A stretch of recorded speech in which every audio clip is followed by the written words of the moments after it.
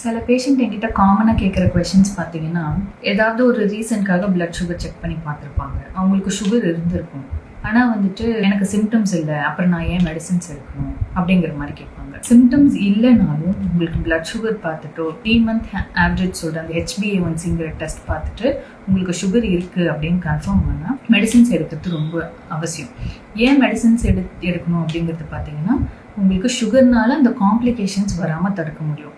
இப்போ நம்ம சுகர்னால தலையிலேருந்து கால் பாதம் வரைக்கும் அஃபெக்ட் ஆகிருக்குன்னு சொல்கிறோம். இப்போ அந்த காம்ப்ளிகேஷன்ஸ் எப்போ வரும் அப்படின்னா, நம்ம பிளட் சுகர் ரொம்ப ஜாஸ்தியாகவே, அதாவது HbA1c லெவல் அபவ் 7 இருந்ததுன்னா அப்போ சுகர்னால நம்மளுக்கு காம்ப்ளிகேஷன்ஸ் வர வாய்ப்புகள் இருக்குது.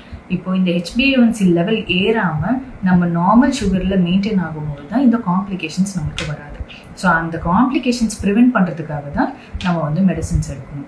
சுகருக்கான சிம்டம்ஸ் இல்லைனாலும் சுகர் இருக்குன்னு நம்ம தெரிஞ்சுக்கிட்டோன்னா மெடிசின்ஸ் எடுக்கிறதோ இல்லை life style changes, diet control, exercise பண்ணுறது, உங்களோட டாக்டரை விசிட் பண்ணிங்கன்னா அவங்க உங்களுக்கு எந்த டைமில் நீங்கள் லைஃப் ஸ்டைல் சேஞ்சஸ் பண்ணணும் இல்லை எந்த டைம்லேருந்து மெடிசின் ஸ்டார்ட் பண்ணணுங்கிறத அவங்க சொல்லுவாங்க.